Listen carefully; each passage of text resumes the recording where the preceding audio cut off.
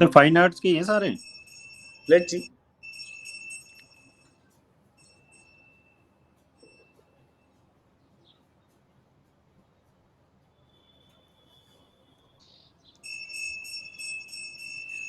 Morning, everyone. I think we'll wait for another 5 minutes for everybody to join in, and then we'll start. 5 minute दीजिएगा हमें.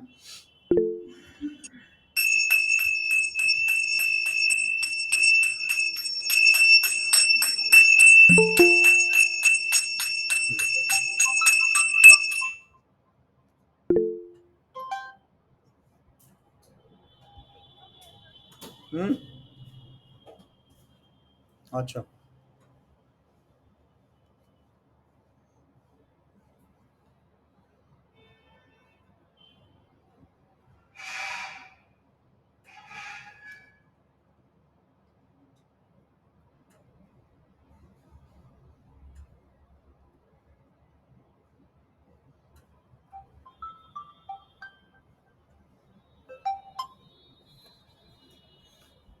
Hello. Hello.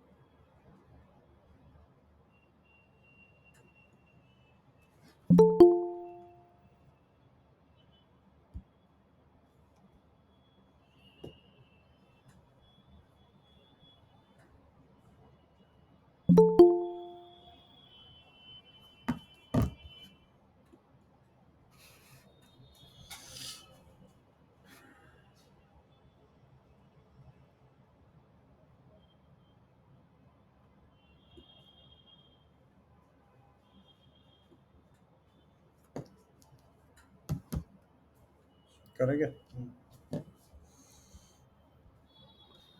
Hi, morning everyone.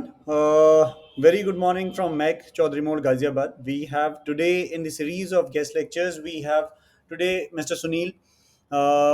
Fortunately, he has been my coursemate as well. I think rather than coursemate, he has been my schoolmate.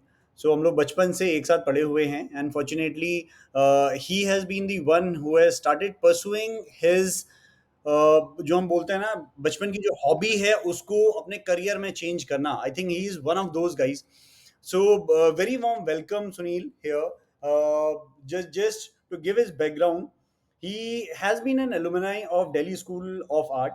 Also, he has done exhibitions in Lalit Kala Academy, AIF, ACS Gallery, and Delhi School of Art as well. He has been, you can go to his Instagram page as well. He has been doing amazing work there, and he can showcase you some of the tips and tricks today in his workshop. So welcome, Sunil. Over to you. And let's see. And in case if people have doubts, I would request to raise those doubts in the message box, which is right at the bottom. आपको bottom corner में तीसरा वो message box दिखेगा जहां पे अब आपके जो भी क्वेश्चंस होंगे मैं रिक्वेस्ट करूंगा आप लोग अपने क्वेश्चंस पार्क करिएगा. While Sunil will do it interactively. जहां जहां पे आपके सवाल होंगे बीच बीच में जब हम ओपन प्लेटफॉर्म ओपन करेंगे तब आप अपने सवाल पूछ सकते हैं. Otherwise, we would request at the end of the workshop, you can ask as many questions, right? Okay. Thank you Amit for having me. तो वर्कशॉप को हम बायलिंगुअल रखेंगे, मोस्टली हिंदी में रखेंगे क्योंकि हम सभी हिंदी से आई थिंक वेल वर्स्ड हैं. तो again thank you for having me और आप सभी लोगों का स्वागत है वर्कशॉप में. तो ये एक बहुत ही बेसिक क्लास है, मतलब क्लास भी नहीं कहेंगे इसको, वर्कशॉप कहेंगे. अगर आप लोगों के पास कॉपी पेंसिल है तो आप लोग भी मेरे साथ इसको ट्राई कर सकते हैं. और मैं ये मान के चल रहा हूँ कि इसमें एनिमेशन ड्राइंग के स्टूडेंट्स ही ना होकर के सभी तरीके के स्टूडेंट्स होंगे जो एक्चुअली स्केचिंग को सीखना चाहते हैं. स्केचिंग कैसे करते हैं, क्या अप्रोच रहती है और कैसे हम अपने रेफरेंस को चूज करें और मतलब एक बेसिक अंडरस्टैंडिंग क्या होती है। तो मैं अब सीधे अपने ड्राइंग शीट पे जाता हूँ, ज़्यादा इसको लंबा ना करते हुए।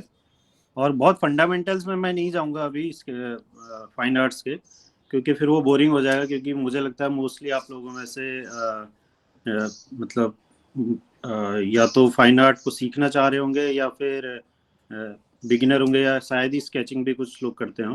अगर कुछ सुनील, लोग स्केचिंग करते हैं। इनमें कुछ लोग अपने स्टूडेंट भी हैं, एग्जिस्टिंग स्टूडेंट भी हैं, जिनको हम लोग अभी स्केचिंग का ही काम करवा रहे हैं।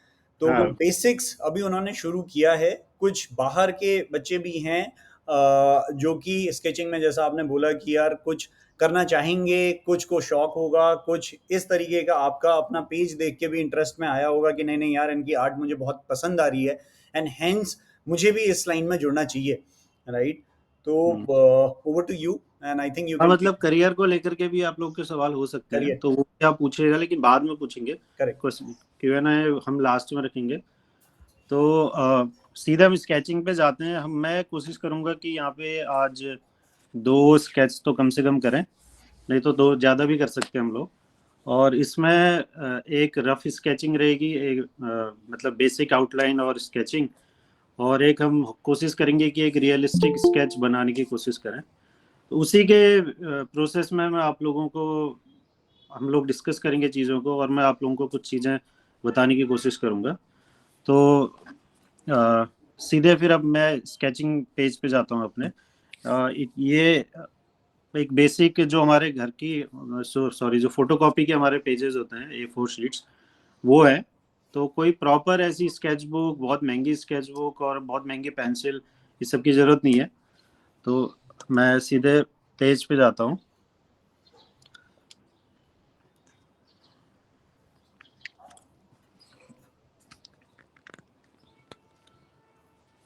अगर आप लोगों में से कोई स्केचिंग करता है तो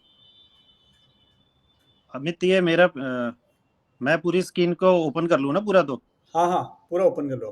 अभी दिख रहा है, आपका पेज दिख रहा है, बट वो दिख रहा थोड़ा है ना? सा एंगल में दिख रहा है।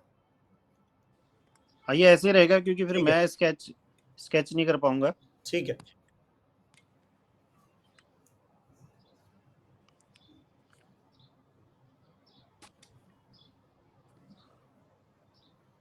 दिख रहा है? हाँ।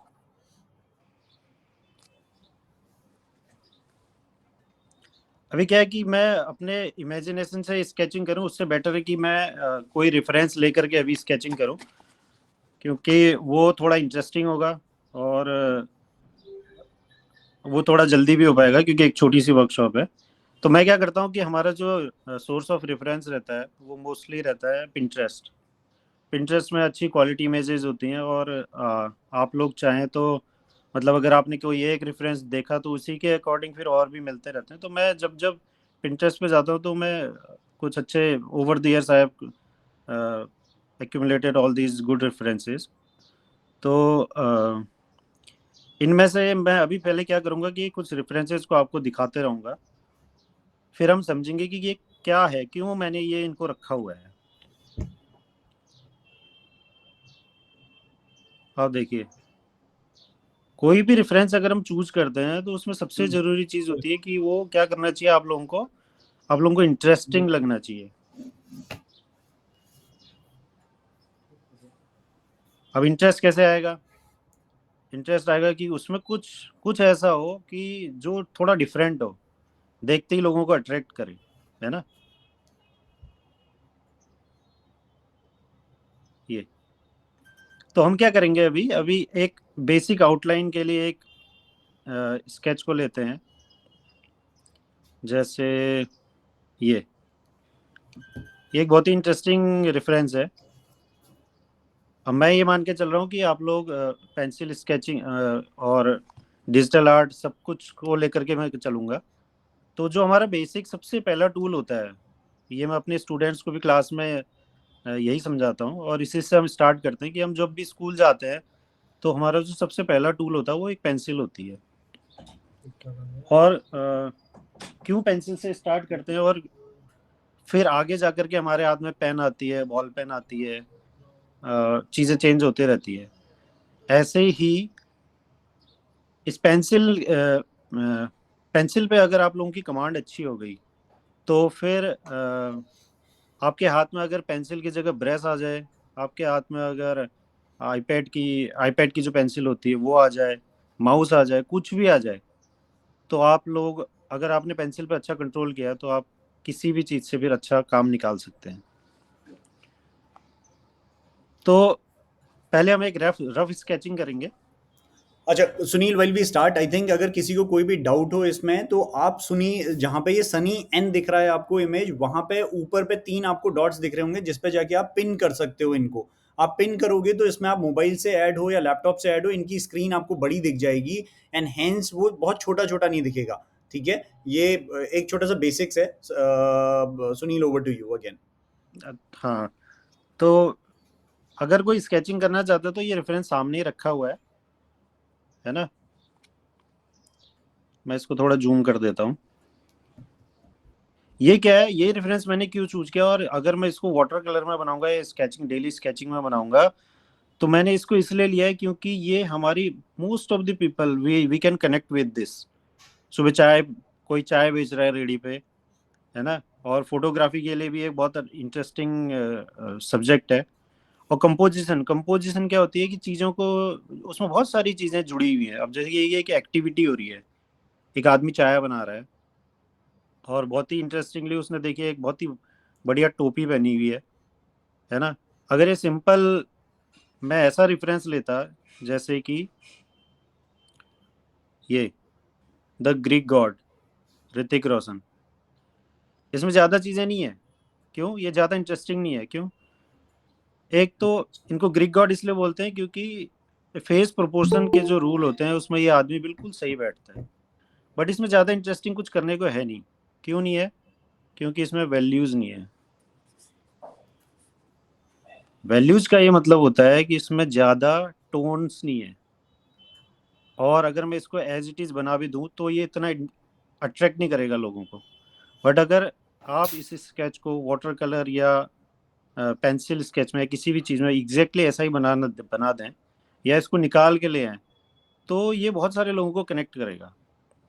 तो हम पहले इसी को बनाते हैं, इसके बाद एक हम रियलिस्टिक स्केच बनाएंगे और उसी में चीज़ों को समझेंगे। ठीक है,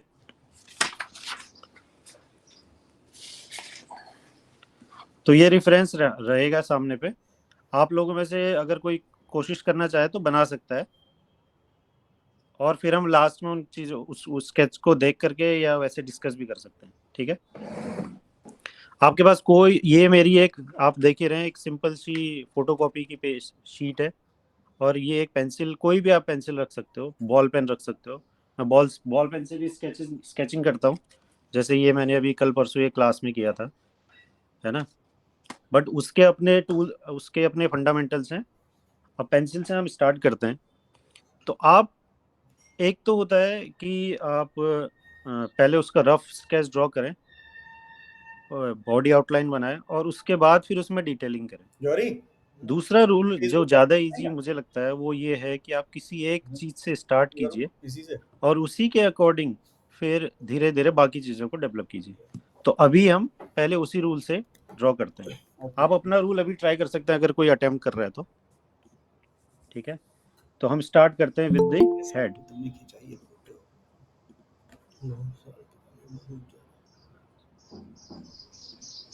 इस पे भी डाल यूट्यूब में।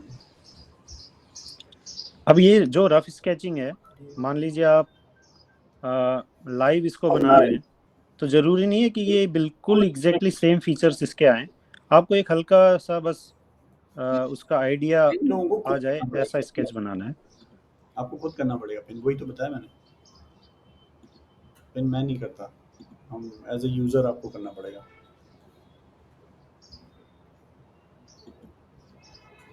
क्योंकि जो आपकी स्केचिंग हुई है, जैसे मोस्टली लोग आजकल, क्या आप देखते होंगे, मेट्रो में लाइव स्केच बना रहे हैं लोगों के, रोड के किनारे बैठ के लोगों के स्केच बना रहे हैं, तो वो रफ रफ स्केचिंग से ही स्टार्ट होता है। कर सकते उसके बाद आप उसमें फिर करेक्शंस धीरे धीरे कर सकते हैं।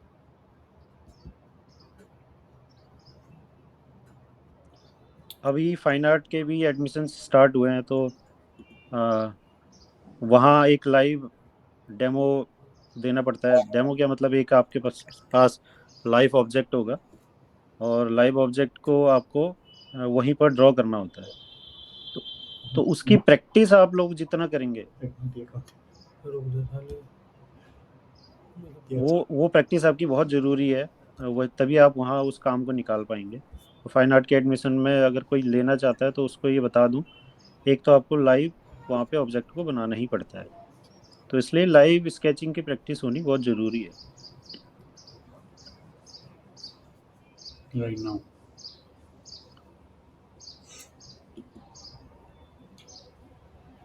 Go.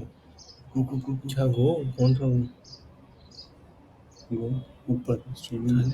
हमें स्ट्रीम हो जाएगा। अच्छा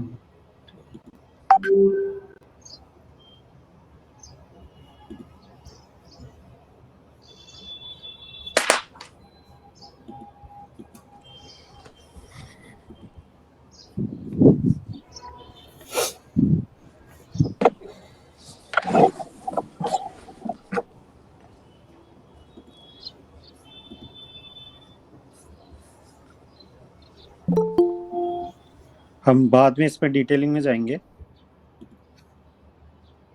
अभी क्या है, हमको सिर्फ इसके स्ट्रक्चर को खड़ा करना है।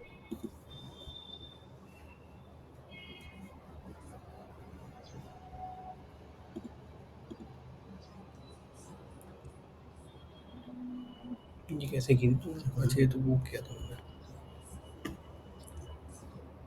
जो रियलिस्टिक ड्राइंग करते हैं आज के टाइम पे, मैं देखता हूँ मोस्टली पेजेस आप देखेंगे वो बिल्कुल रियलिस्टिक या हाइपर रियलिस्टिक में जाते हैं।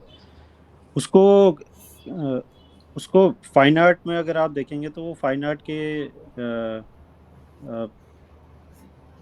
में उसको अच्छा आर्ट नहीं माना जाता है। मतलब वो दिखने में अच्छा है, बट आर्ट, अगर आप स्केचिंग कर रहे हैं या पेंटिंग कर रहे हैं तो वो वैसा दिखना चाहिए ना। बट लोग उसको रियलिस्टिक बना देते हैं, बिल्कुल फोटो का जैसा। अब इस सब के अपने अपने रूल हैं कि हर एक चीज जो नेचर ने बनाई है, जैसे आपका फेस है, आपकी बॉडी है, हर किसी के अपने रूल हैं।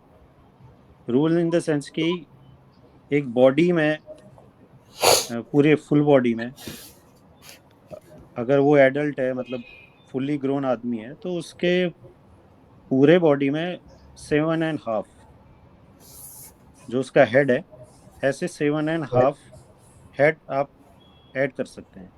मतलब अगर 7.5 हेड्स को एक एक के ऊपर एक खड़ा करें तो वो एक आदमी की हाइट बना देता है।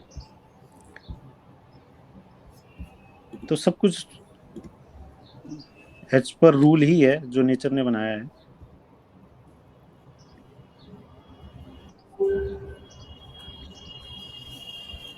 क्या कर दो जाने फिर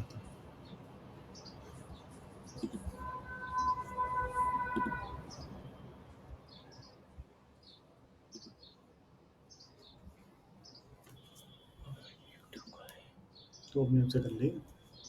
पागल है क्या मैं उसको कर दूंगा इसी से हो सकता है। सभी बोल रहे हो आज क्वेश्चन पूछो तो। अभी जैसे ही मैं इसमें डिटेलिंग दूंगा तो जो वैल्यूज की मैंने बात करी थी वो इसमें दिखने लग जाएगी।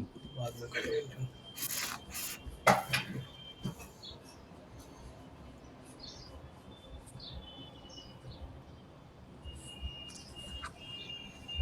पूछो क्या और तभी हमारा पूछने की जरूरत है जो स्केच है वो बहुत ही इंटरेस्टिंग हो जाएगा। क्या बता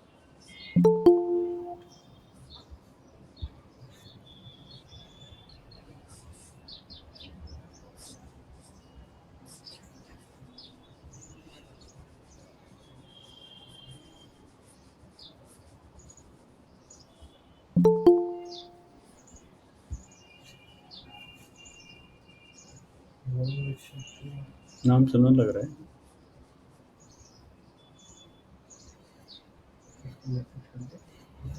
फेसबुक में हमने वो डाल दिया कि यहाँ पे हो रही है वर्कशॉप।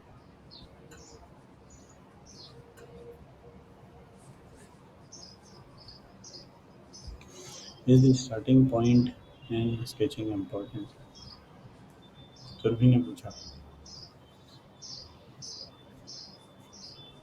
पूछो सवाल। अच्छा Sunil, while we are doing this, एक सवाल आ रहा होगा लोगों के मनों में, जो मेरे मन में भी आ रहा है कि ये शुरू कहाँ से करना होता है स्केच? कैसे आपका स्टार्टिंग पॉइंट क्या रहता है इसमें? इतने सारे हाँ ऑब्जेक्ट हैं उसमें। हाँ, तो एक तो अभी ये हर किसी की अपनी प्रैक्टिस होती है। तो आप चाहे तो एक एक जगह जैसे मैं अभी इसको एक पोर्ट्रेट अगर मैं बनाता तो मैं इसको एक आंख से स्टार्ट करता। अच्छा। सभी लोग मोस्टली लोग आईज से स्टार्ट करते हैं। तो अभी जैसे मैंने हेड से स्टार्ट किया, तो आपके लिए बेटर यही रहेगा कि अगर आपने हेड बना लिया और हेड का साइज लगभग लगभग सही बन गया, तो आप उसी के अकॉर्डिंग फिर अपने बाकी के पार्ट को डेवलप करना शुरू कर देंगे। अच्छा। जैसे मान लीजिए आपने हेड बना दिया, अब अगर मैं धीरे धीरे, उसके बाद ऐसा नहीं करना कि आपने फिर नीचे आकर के हैंड बना दिया। ये मैंने हेड बनाया,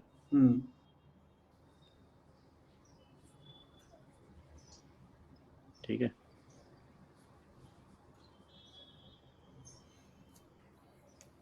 ये मैंने हेड बनाया। अब मैं सीधे अगर हैंड पे आ जाऊं, है ना, अगर मैं सीधे हैंड पे आ जाऊं तो इनके बीच में कोई कनेक्शन नहीं रहा। लिंक हो सकता है मेरा हाथ छोटा बन जाए, है ना, या हेड मतलब उनके बीच की डिस्टेंस कम हो जाए। तो आपको अगर स्केचिंग करनी है तो आप एक के बाद एक कनेक्टेड फॉर्म में उसको आगे बढ़ाइए, ठीक है। दूसरा, वो फिर बाकी वो आगे की क्लासेस अगर कोई करता है तो फिर वो तब सीखते हैं हम कि पहले हमको क्या करना होता है कि एक सर्कल बनाना होता है। हाँ, मतलब जैसे एक इसका स्केलेटन बनाना होता है। फिर उसके स्केलेटन में जैसे आप मान लीजिए आपको मिट्टी से कोई स्कल्पचर खड़ा करना है, तो आप क्या करते हैं, पहले वायरिंग करते हैं। वायरिंग में फिर खूब सारी मिट्टी को ऐड करते हैं, फिर उसमें से चीजें निकालते हैं, है ना। तो वैसे ही आपको पहले एक स्केलेटन बनाना पड़ेगा इसी फॉर्म में। जैसे ये क्या है, बट वो यही है कि फिर मैं ज्यादा डिटेलिंग में जाऊंगा तो वो दूसरा ही टॉपिक हो जाएगा। जैसे ये आदमी खड़ा है, अभी हम इसको दोबारा अटेम्प्ट करेंगे। जैसे ये रेफरेंस है, तो इस रेफरेंस में ये हेड है और इसके बाद ये थोड़ा सा बेंड हुआ है ना, फिर ये ऐसे आया, तो ये इसका स्केलेटन है। तो सबसे पहले हमें स्केलेटन बेसिक उसका ढांचा तैयार करना है। तो फिर वो दूसरी अप्रोच हो जाती है, मैंने वही बोला ना, अभी मैं उस अप्रोच से बना रहा था। फिर क्या आप इसमें इसको फिर एक बाहर का शेप देंगे ऐसे, फिर उसमें से you will carve out the sketch, है ना। ये फिर इसमें से मैं चीजों को निकालूंगा बाहर, ठीक है। अंडरस्टूड।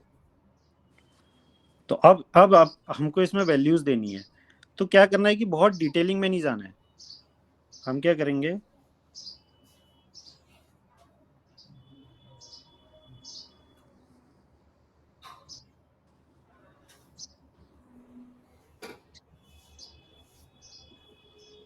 चुरबी बहुत सवाल पूछ रही भैया, चुरबी का बहुत प्रेशर है मेरे ऊपर। हर चीज़ एक तो सारा परफेक्ट कर ली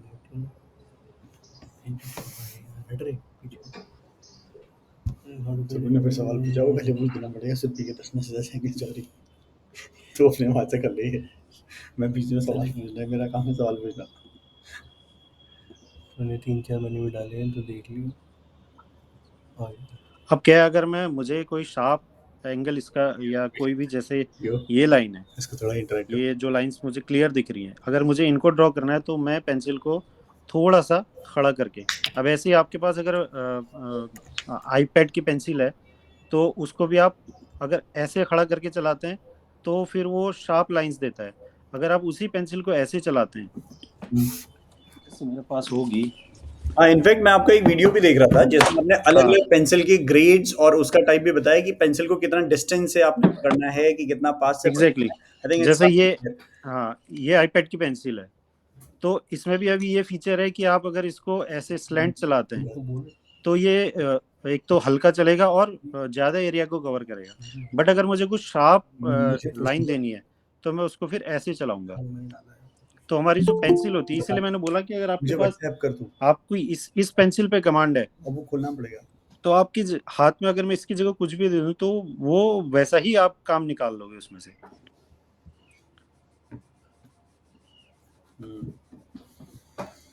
अब जो हमारी डार्क एरियाज है, इसमें देखिए बहुत सारे टोनल वैल्यूज हैं।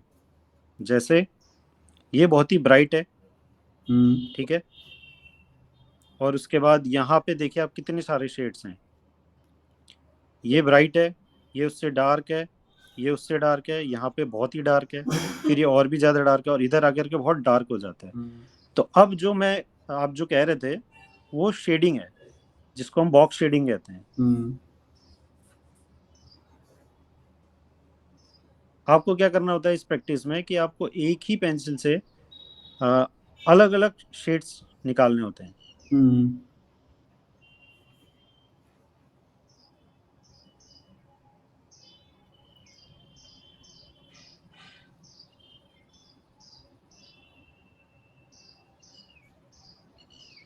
अभी आप देखेंगे कि एक पूरा स्केल यहाँ पे शेड्स का स्केल ड्रॉ हो गया होगा। आई थिंक फॉर समबडी जो कि ये पूछना चाह रहा था मुझे शुरू कहाँ से करना चाहिए, I think this is the beginning guys. हाँ, बट अगर मैं यहाँ से स्टार्ट करता तो लोग बोर हो जाते। करेक्ट। अभी ऐसे करके ये इतनी इंटरेस्टिंग और बहुत ही जरूरी एक्सरसाइज है, जिसको सभी आर्टिस्ट, इवन वो चाहे बहुत बड़े आर्टिस्ट भी हों, वो इसको डेली प्रैक्टिस करते हैं। और ये किसी कलर मीडियम से या किसी में भी आप अगर इसकी प्रैक्टिस करेंगे, मान लीजिए आप एक्रेलिक कर रहे हैं और आपके हाथ में ब्रश है, तो उससे भी आपको ये शेड्स निकालने हैं। तो देखिए आप, ये टोनल वेरिएशन है यहाँ पे बहुत ज़्यादा। अगर आपकी इसकी प्रैक्टिस है तो आप जब स्केचिंग करेंगे तो उसी पेंसिल से, अब मैं देखता हूँ कि बहुत सारे बच्चे उन्होंने पूरे पेंसिल्स के 2B पेंसिल ले रखी है, 4B पेंसिल ले रखी है, 6B पेंसिल ले रखी है, 8B पेंसिल ले रखी है, 10B, और पेंसिल्स का जमावड़ा कर रखा है। बट लेकिन ये मेरी पेंसिल है क्या, 8B पेंसिल है। अब इसी 8B पेंसिल से मैं सारे शेड्स निकाल सकता हूँ। वो कैसे होगा? वो इसी प्रैक्टिस से होगा। क्योंकि आप स्केचिंग करने बैठे हैं, तो आप ट्रेन में स्केच, मान लीजिए ट्रेन में स्केच कर रहे हैं, मैं मोस्टली जब मैं ट्रेन में ट्रेवल करता हूँ तो मैं स्केचिंग करता हूँ। आप ट्रेन में स्केच कर रहे हैं, आप बस में स्केचिंग कर रहे हैं, मेट्रो में स्केचिंग कर रहे हैं, और रोड के किनारे बैठ के कहीं स्केचिंग कर रहे हैं, आप ट्रैवल कर रहे हैं, स्केचिंग कर रहे हैं। तो क्या आप इतनी सारी पेंसिल्स और इतने सारे टूल लेकर के बैठेंगे? नहीं, आपके पास एक पेंसिल होनी चाहिए और उसी से आपको सारे शेड्स निकालने आने चाहिए।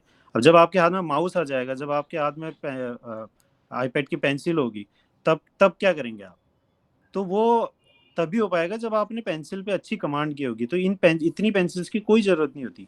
अभी ये जो 2B 4B है, ऐसी इधर की तरफ अगर हम आते हैं तो हमारी होती है 2H, 4H, 6H, 8H, 10H, ऐसी भी पेंसिल्स होती हैं।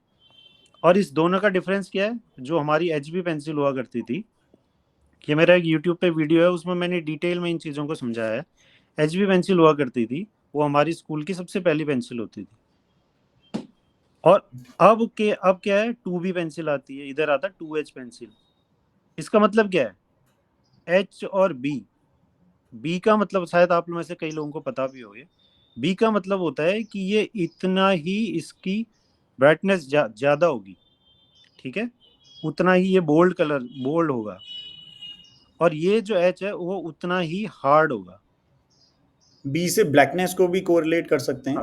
हाँ हाँ, मतलब वो उतना ही डार्क उसमें, शेड होगा।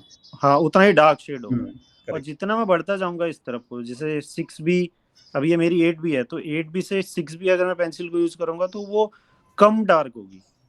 मतलब अगर मैं सेम स्ट्रोक करूंगा 6B का भी और 8B का भी, तो 8B ज्यादा, एक बार में ज्यादा डार्कनेस देगी।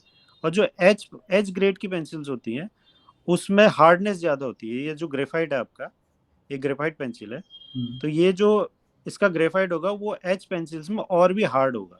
तो जैसे जैसे वो नंबर बढ़ता जाएगा पेंसिल उतनी हार्ड होगी, उतनी हार्ड होगी। इसका मतलब आपको आउटलाइन बनाने के लिए, या जो आपकी इंजीनियरिंग की ड्राइंग होती है, आर्किटेक्चरल ड्राइंग होती है, उनमें ये आपकी हेल्प करेगा।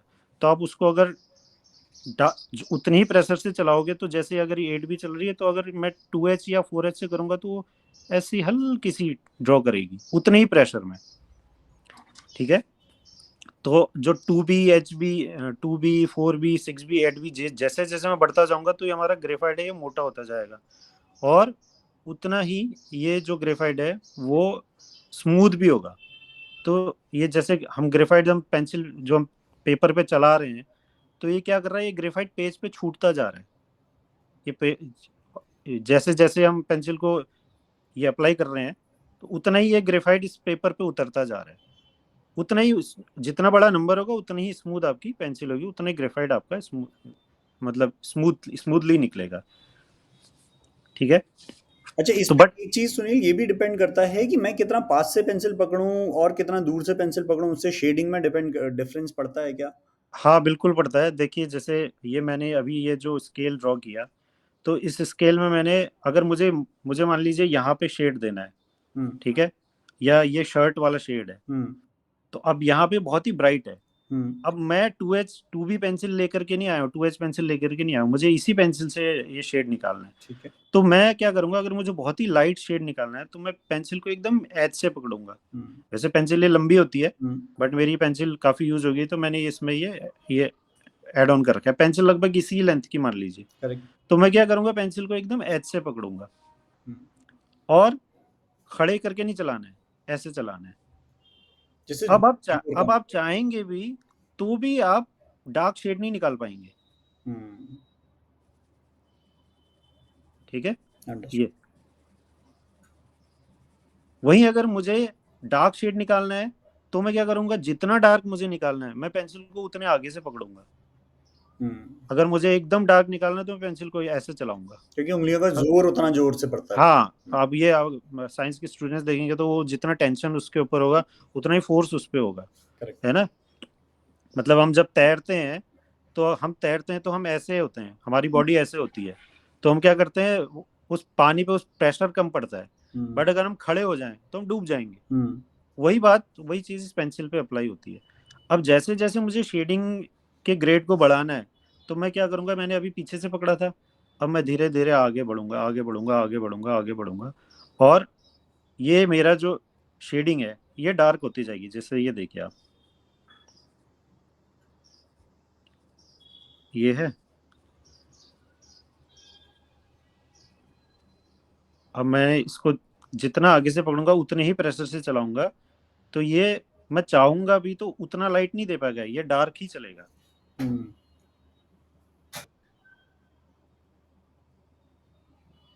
ठीक है। बट ये मैं क्या कर रहा था, रफ स्केचिंग कर रहा था। हम्म। जब मैं रियलिस्टिक एक स्केच बनाऊंगा तो उसमें मैं इस चीज को यूज करूंगा अभी। लेकिन धीरे धीरे प्रैक्टिस क्या होती है कि आपको जरूरी नहीं आप पीछे से ही करें, फिर बाद में आपके हाथ पे आपका पेंसिल का कंट्रोल बहुत अच्छा हो जाता है, तो आप आगे से पकड़ के भी वैसा ही शेड निकाल सकते हैं। बट जो बिगिनर होते हैं उनको मैं ये एडवाइस करता हूँ, जो मेरे स्टूडेंट्स हैं वो भी स्टार्ट ऐसे ही करते हैं कि वो पीछे से पकड़ के ही शेड निकालते हैं, हम्म। ठीक है।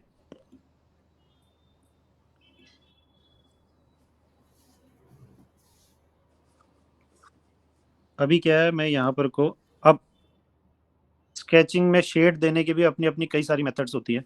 जैसे एक हैचिंग की, मतलब आपको अगर मैं इस पोर्शन को मुझे डार्क करना है, जैसे ये पैंट है, हम्म। ये पोर्शन मुझे डार्क करना है, तो मैं क्या करूं, या तो एक ऐसे ऐसे चला दूं,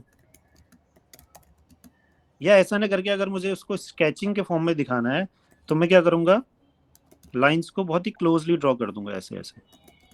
अभी मुझे इसको भी और भी डार्क करना है तो इसको क्रॉस हैच कर लो ऐसे। अभी मुझे फिर इसको और डार्क करना है तो ऐसे, है ना। हम्म। बट अगर आप हैचिंग नहीं करना चाहते, इससे क्या होता है, स्केचिंग बहुत ही इंटरेस्टिंग लगती है।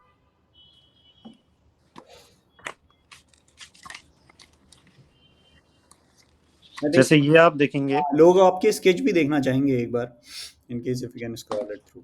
हाँ अब ये क्या है, ये एकदम रियलिस्टिक स्केच है। हम्म। इसमें मैंने हैचिंग क्रॉस हैचिंग को यूज नहीं किया है। हम्म। ये मैंने पेंसिल को जैसे हम अप्लाई करते हैं उसी तरीके से किया है। हम्म। लेकिन हैचिंग क्रॉस हैचिंग को अगर मैं यूज करके कोई स्केच बनाऊं, ये मेरा इंक में वर्क है, ये बॉल पेन है। अब देखिए यहाँ पे, देखिए आप, बॉल पेन वाटर कलर है। ये अगर आप देख पा रहे होंगे, तो मैंने डार्क करने के लिए क्या किया, यहाँ पे हैचिंग और क्रॉस हैचिंग करी है। मतलब लाइंस को पहले वर्टिकल ड्रॉ किया, फिर उसको आड़े और अ, तिरछे लगाई हैं आपने लाइन। हाँ हाँ, वो आपकी मेथड हो सकती है, आप किसी भी तरीके से कर सकते हैं। कुछ लोग स्टिपलिंग स्टिपलिंग कहते हैं, ऐसे ऐसे, ये भी एक तरीका है। जैसे मैं इसमें आपको दिखाता हूँ, ये मैं अपने स्टूडेंट्स को प्रैक्टिस के लिए वर्क देता हूँ। जैसे ये देखिए आप, अभी ये मैंने छोटा किया था तो इसमें पता नहीं चल रहा था, लेकिन मैंने जैसे ही इसको बड़ा किया, तो आप देखो ये क्या है, this is made out of dots, stippling है ये। बात तो सही है। देख रहे हैं आप, इसमें जहां जहां शेड्स दिए हैं वो सारे स्टिपलिंग से दिए हैं। ये एक मेथड है, इससे बहुत ही इंटरेस्टिंग हो जाते हैं जो आपके वर्क होते हैं। तो इसका मतलब ये है कि आपको फिर वो जो पिन इंटरेस्ट में जो भी इमेज है आपको उसको जूम करके देखना भी है ताकि आप उसकी डिटेलिंग देख पाएं। नहीं, ये एक मेथड है। अब ये देखिए, ये हैचिंग है ना। करेक्ट। बट ये क्या है, इसमें सारी शेड आपकी शेडिंग दिख रही है। हम्म। तो जरूरी नहीं आप उसको ऐसे ऐसे ऐसे ऐसे करके, जैसे मैं शेडिंग कर रहा था वैसे करें। अंडरस्टूड। ये अपनी मेथड्स हो सकती है, हैचिंग क्रॉस हैचिंग की। हम्म। ये क्या करता है, आपकी एक्चुअल स्केचिंग में ये आपको आपके स्केच को बहुत, अब ये देखिए क्या कर रखा है, सिंपल लाइंस ड्रॉ करी है। इस एग्जांपल में सब कुछ है, ये लाइंस हैं, ठीक है। ये लाइट का एक शेड दिखाना चाहे, अब यहाँ पे क्या है, ये थोड़ा सा डार्क करना चाह रहे हैं, तो उन्हीं लाइंस को, ये देखिए आप, ये लाइंस हैं दूर दूर हैं, बट इन्हीं लाइंस को नजदीक नजदीक ड्रॉ किया, तो क्या हो गया, वो डार्क हो गया। देखिए आप, हो गया डार्क। अब क्या किया, क्रॉस लाइंस भी ड्रॉ कर दी, तो वो और डार्क हो गया। जबकि मैं चाहता तो मैं इसको, जैसे ये जो इसकी छत है, तो मैं इसको ऐसे ऐसे करके भी कर सकता था, है ना। बट इसने क्या किया, इसने हैचिंग की मेथड अप्लाई करी, कुछ लाइंस पहले ऐसे ऐसे ड्रॉ करी, उसके बाद फिर इनको क्रॉस में ड्रॉ किया। तो ऐसा कुछ भी तरीका है कि किसी को लेट से कौन सी वाली आर्ट कब चूज करनी चाहिए, हैचिंग का कब यूज करना चाहिए, डॉट्स कब यूज करना चाहिए, वो कोई? ये, हाँ, ये आपकी देखिए, अभी जैसे इस वाले एग्जांपल में क्या है कि सभी तरीके के यूज किए हुए हैं, है ना। ये आपके डिपेंड करता है। अब जैसे ये था, अगर मैं, ये आप खुद समझ पाएंगे, अगर मैं इसी फीट पाँव को, इसी रेफरेंस को अगर मैं लाइंस के से हैचिंग नहीं करता, हो पाएगा। तो उसमें इतना मजा नहीं आता। क्यों? क्योंकि देखिए आप, ये जो एंगल्स हैं, ये पाँव की जो, ये जो लाइंस हैं, अगर मैं इसको हैचिंग लाइंस से ड्रॉ करूंगा तो ये उतनी अच्छी नहीं दिखेंगी। करेक्ट। लेकिन इसने क्या किया, यहाँ पे स्टिपलिंग यूज करी, है ना, छोटे छोटे पॉइंट से मिलकर के बना हुआ है, तो ये बहुत ही इंटरेस्टिंग लग रहा है। तो ये डिपेंड करेगा आप रेफरेंस करें। जैसे ये जो आर्किटेक्चर जितनी भी हैं, उसमें अगर आप हैचिंग यूज करेंगे, लाइंस यूज करेंगे, तो वो बहुत अच्छा लगेगा। अब मैं अगर इसमें स्टिपलिंग करने लग जाऊंगा, तो वो ठीक तो दिखेगा, लेकिन उसमें आपके एक तो टाइम बहुत ज्यादा लगेगा और उतना मजा नहीं आएगा। अब ये देखिए, ये सब स्टूडेंट्स के वर्क हैं, कि ये सारा स्टिपलिंग से किया हुआ है। देखिए जहां पे भी वो ह्यूमन स्ट्रक्चर या उनको लिया है, तो उसने स्टिपलिंग से बना रखा है। इसी के बाद और भी चीजें आती हैं, जैसे आप देखेंगे इंटरनेट पे आपको मिलेंगे, किसी किसी बड़ी सेलिब्रिटी का पोर्ट्रेट बना रखा है, और उसको मान, फॉर एग्जांपल ले लीजिए, जैक जैक है, तो जैक को ऐसे लिखा है, फिर ऐसे लिखा है, फिर ऐसे लिखा है। आप फिर उसको जब जूम इन करेंगे तो देखेंगे कि वो जैक जैक लिख लिख करके ही पूरा फेस बना रखा है। करेक्ट। है ना। तो ये शेड्स निकालने की अपनी एक मेथड है। अच्छा, हम एक एक बच्ची का ये भी सवाल आया हुआ है मानवी का कि जब होल स्ट्रक्चर तो बन जाता है बट जब फेस पे हम आते हैं तो उस पे सबसे ज़्यादा डिफिकल्टी होती है, तो how do we make face more realistic? अच्छा, तो देखिए इसके लिए जब आप बिगिनर हैं, तो आपको ग्रेड मेथड को यूज करना चाहिए। ग्रेड मेथड जैसे ये है, आप क्या कीजिए, ये तो आपकी बहुत ही बात की बात है, ये जो फ्री हैंड स्केचिंग जिसको कहते हैं, ये बहुत ही एडवांस लेवल है। जब आप बहुत सारी प्रैक्टिस करेंगे तब जा करके आपका ये फ्री हैंड बन पाएगा। लेकिन आप जब बिगिनर हैं, तो आप क्या कीजिए, आप ग्रेड मेथड को यूज कीजिए। ऐसे बहुत सारे ऐप हैं बहुत सारे ऐप हैं जिसपे सर्विस आप अपने रेफरेंस, और ये ऑनलाइन भी मिल जाते हैं बने बनाए ग्रिड, जैसे ये है।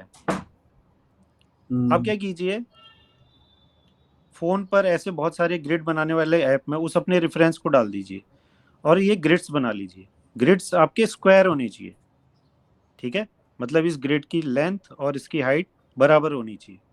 और सेम ग्रिड्स आप अपने पेपर पे बना लीजिए।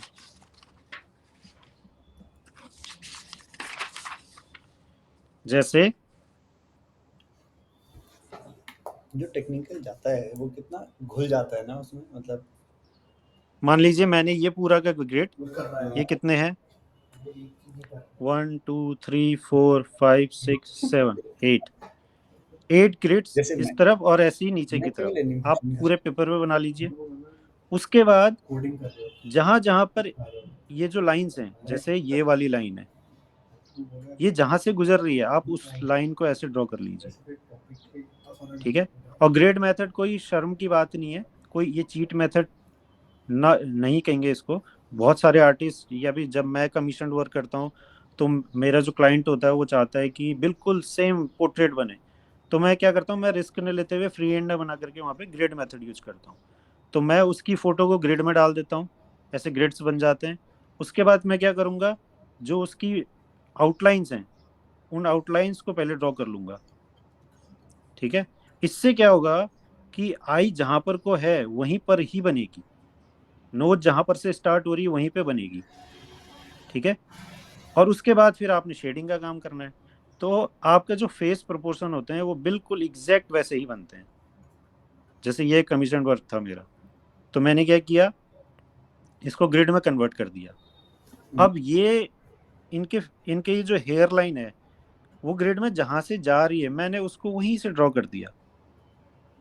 बस जब मैं ये आउटलाइंस ड्रॉ कर लूंगा उसके बाद मुझे क्या करना है, इसको शेडिंग दे देनी है, ठीक है।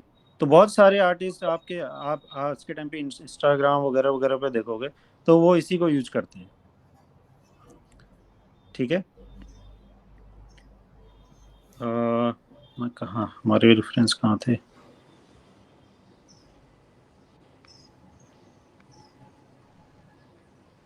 चलिए मैं एक, अब इसके बाद वैसे तो इसको पूरा करना चाह रहा था मैं, लेकिन कोई बात नहीं, हम एक आई को ड्रॉ करते हैं, एक आई ड्रॉ करते हैं हम लोग। हाँ, बिकॉज बेसिक्स लोग ये समझना चाहेंगे कि पोर्ट्रेट वाला ना सबसे डिफिकल्ट लोगों को लगता है, यार मैं कहीं भी जाऊँ घूमने जाऊँ तो मेरा भी हाँ, एक पोर्ट्रेट बनाए, तो that is something which is the beginning.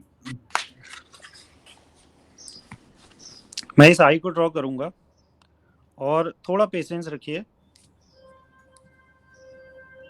थोड़ा पेशेंस रखना, आपको एग्जैक्टली सेम आई यहाँ पेपर पे दिखेगी, ठीक है।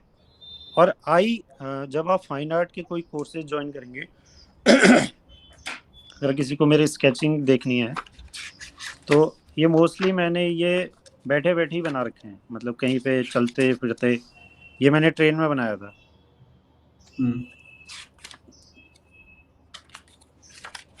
ये राजस्थान में ट्रैवल कर रहा था तो वहां बनाया था। आई थिंक आप एक डायरी और पेन हमेशा अपने साथ रखते हैं। हाँ, ये एक स्केच बुक है, मेरी छोटी सी स्केच बुक है, आप ऐसे भी ले सकते हैं या फिर ये पोर्ट्रेट मोड होता है और ये लैंडस्केप होता है, तो आप ऐसी भी रख सकते हैं, है ना। ये मेरे पास हमेशा रहती हैं स्केचेस, स्केच बुक्स। ये लकी अली है, ये सब फ्री हैंड है, सारे फ्री हैंड ड्रॉ करे मैंने ये।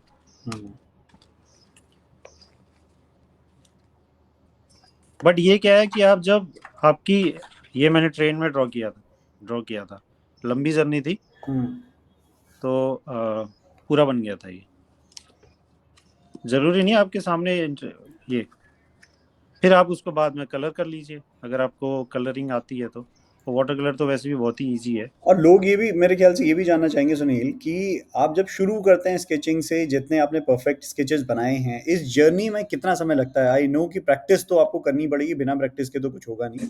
बिल्कुल बिल्कुल, आप कुछ भी सीखेंगे, अब जैसे आप देखेंगे आपके घर पे छोटे बच्चे होंगे, आपने भी स्कूलिंग स्टार्ट करी है, तो किसी भी चीज को सीखने में टाइम लगता है। अगर आप सोच रहे हैं कि आपने एक घंटे या आपने यूट्यूब पे देख लिए, सारे ट्यूटोरियल्स देख लिए, लेकिन आपने जब तक उस चीज को अप्लाई नहीं किया, पेंसिल और पेपर को ले, अब 90% जो लोग होते हैं वो अटेम्प्ट करने से ही डरते हैं, है ना।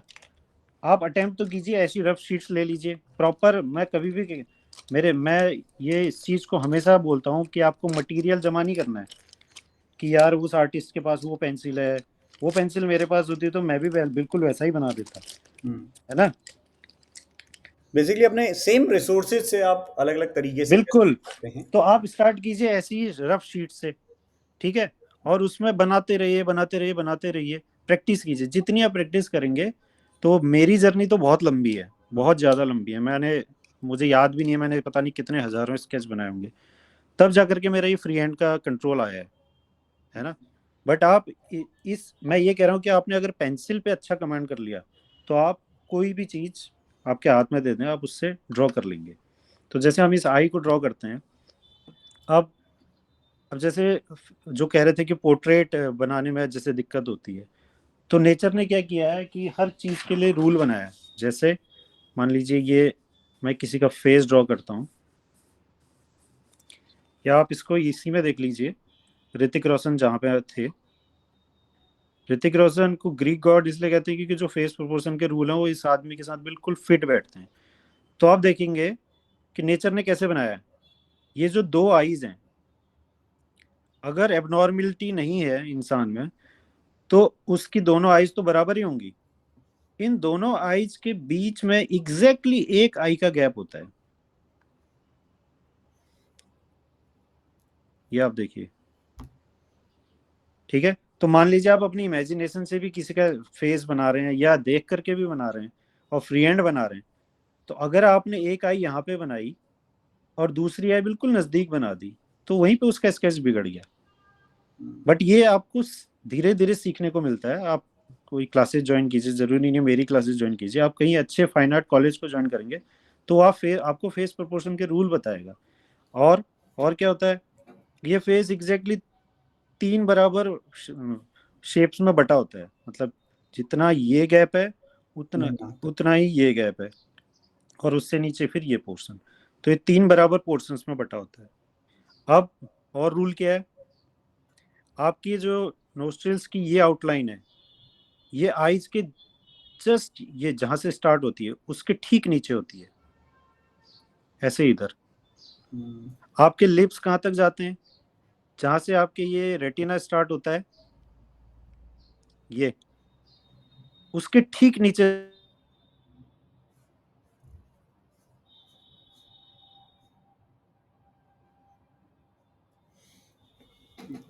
कनेक्शन लूज हुआ क्या?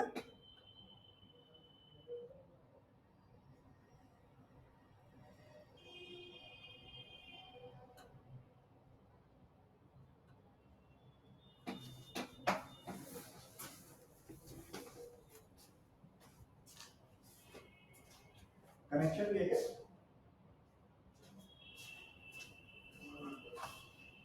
ड्रॉप कर गया क्या? कनेक्शन ड्रॉप हुआ हमारा।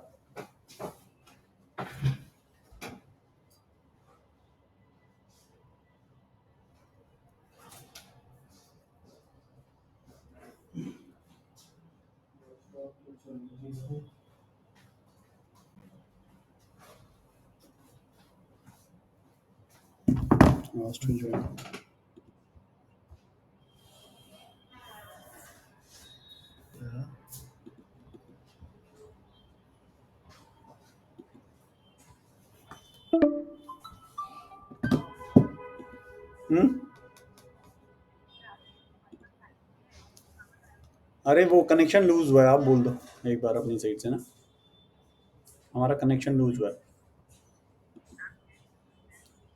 वो सुनील, हाँ उसको बोल दो दे आर कनेक्टिंग अगेन, उनका थोड़ा कनेक्शन लूज हुआ है। में भी एक शेड है। Sunil, we do have time. Amit का कनेक्शन नहीं है शायद से, so he is not able to. No, we are back. We have time. Yeah. Okay. Thank you Nikita. But इसमें आईज में आप देखेंगे एक एरिया एक ऐसा है जो सबसे ज्यादा वाइट है। चीजें इंटरेस्टिंग थी। उस अगर आपने इसको वाइट छोड़ दिया ये तीसरी तो फिर यहाँ क्या करोगे, है ना, ये सबसे ज्यादा ब्राइट है, तो आपको इसको वाइट छोड़ना है, ना कि इसको। तो यहाँ पे आपको एक शेड देनी है। जो मैंने स्केल बनाया था, ऑपरेशन Z नहीं होता। ये आप मेरा यूट्यूब पे वीडियो देखेंगे तो मैं तो 35 शेड्स तक निकाल सकता हूँ। आपको कोशिश करनी है कि आप मैक्सिमम शेड्स निकाल सकें। तो अगर मैंने इसको वाइट छोड़ा है, इसको वाइट छोड़ा है, तो फिर ये तो उससे भी ज्यादा वाइट है, तो फिर आप यहाँ पे क्या करोगे, ठीक है। तो आपको प्रैक्टिस करनी कि आप ज्यादा से ज्यादा फिर वो कुछ पूछेगा and I will be missed. अरे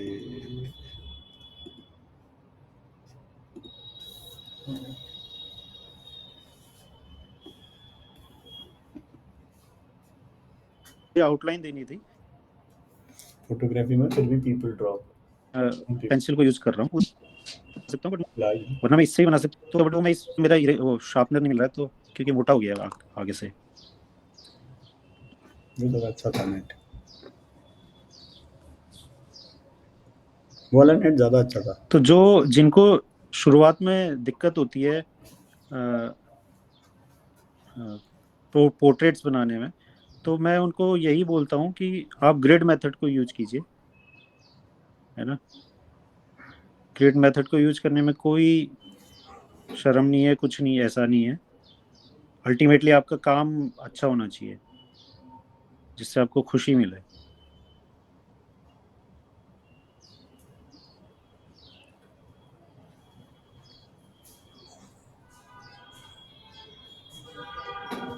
अभी लोग आई बनाते टाइम क्या करते हैं कि ये जो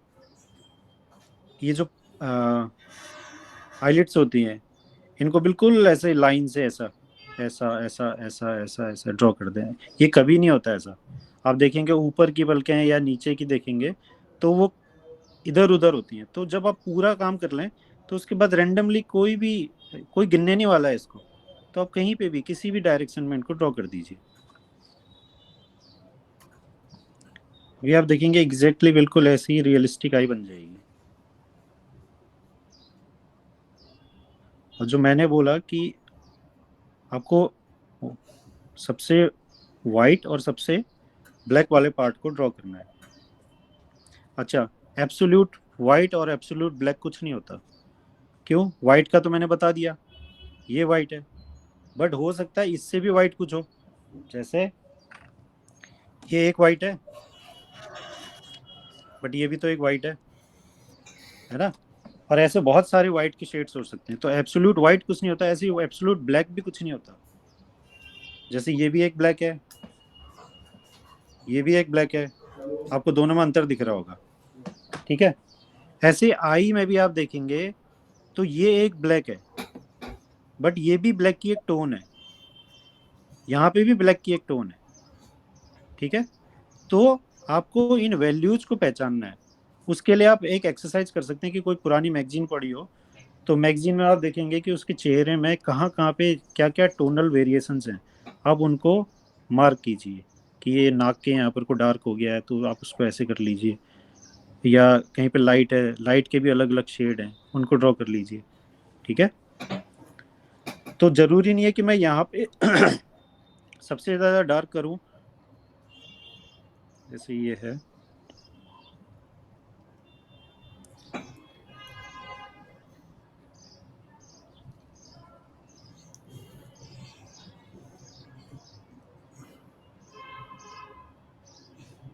और आई बनाते टाइम चाहे वो डिजिटल के स्टूडेंट्स हों, वो इस चीज़ का बिल्कुल ध्यान रखें कि इसको कभी भी वाइट नहीं छोड़ना है। इसमें आप देखेंगे, जो आप खुद अपने मिरर पे अपनी आई को देखिए, तो आप देखेंगे कि ये देखिए, अगर ये कलर्ड होता तब भी आपको यहाँ पे कुछ ना कुछ कलर टोन देनी है, ठीक है। इसको वाइट नहीं छोड़ना है, ये सबसे बड़ी गलती होती है।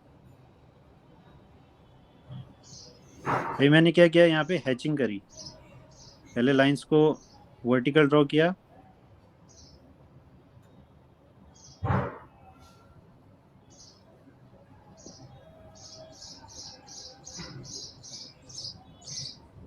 अब इसकी अगली शेड है।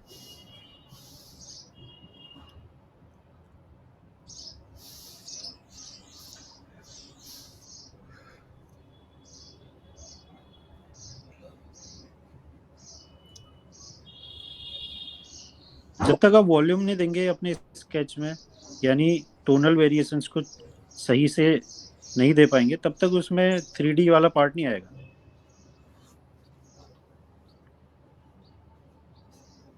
तब तक वो रियलिस्टिक नहीं लगेगा।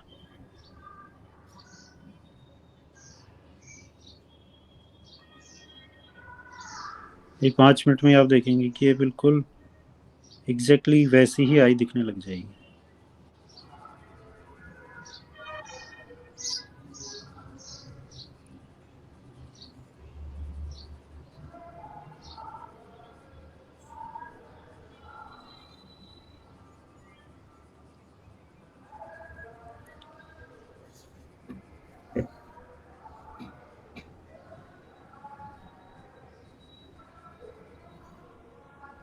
आई थिंक बहुत छोटी छोटे minute details are very very important here.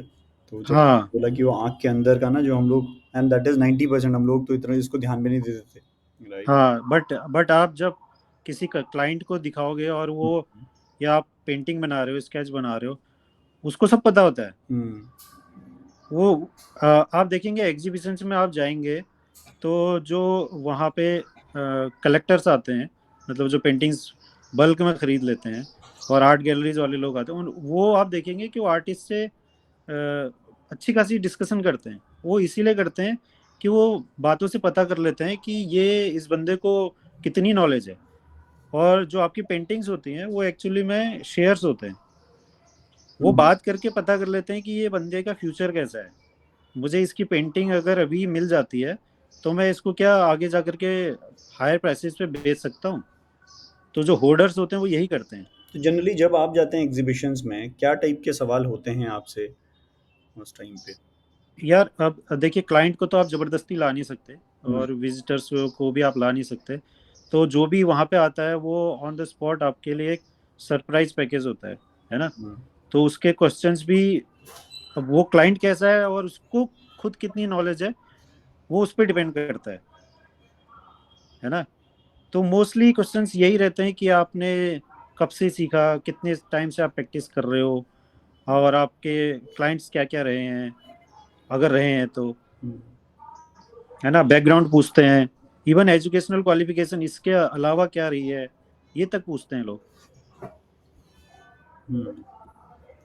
I think किसी का सवाल था इसमें कि इसके करियर ऑप्शंस भी क्या क्या रहते हैं स्केचिंग से, अगर आपको प्रोफेशनली परस्यू करना हो। एक तो फ्रीलांसिंग हो गया, वो तो आप एज अ फ्रीलांसर हाँ, करते हैं। अब देखिए, जैसे जो डिजिटल के स्टूडेंट्स हैं, या जो वेब डिज़ाइनिंग करते हैं, ग्राफिक डिज़ाइनिंग कर रहे हैं, एनिमेशन कर रहे हैं, पहले तो उनके लिए भी बता दूं, अगर वो फाइन आर्ट को अच्छे से समझते हैं, जैसे मैंने कई सारे देखे हैं स्टूडेंट्स, तो वो क्या करते हैं, पहले एक छोटा फाइन आर्ट का कोर्स करते हैं, और उसके बाद फिर वो अपना जो भी डिजिटल का उनका करियर है वो उसको चूज करते हैं, मतलब वहां जाते हैं। तो क्या होता है, उनके जो बेसिक्स होते हैं वो क्लियर होते हैं। जैसे कलर थ्योरी है ना। हम्म, अगर उन्हें फाइन आर्ट में कलर थ्योरी को अच्छे से समझा है तो वो वहाँ उसको बहुत ही इजीली अप्लाई कर पाते हैं, hmm, in comparison to the one who, वो जो सीधे उस क्लास में गया और उसको वहाँ हम्म, जा करके नई नई चीज़ें सीखने को मिल रही हैं। हम्म, तो आपने अगर फाइन आर्ट में टाइम दिया है तो आप डिजिटल में बहुत अच्छा कर लोगे। तो एक तो ये हो गया। दूसरा, फ्रीलांसिंग में आज के टाइम पे आप देखोगे बहुत सारे आर्टिस्ट हैं, इंस्टाग्राम से ही वो, उनके पास अच्छा खासा कस्टमर बेस हम्म, है ना।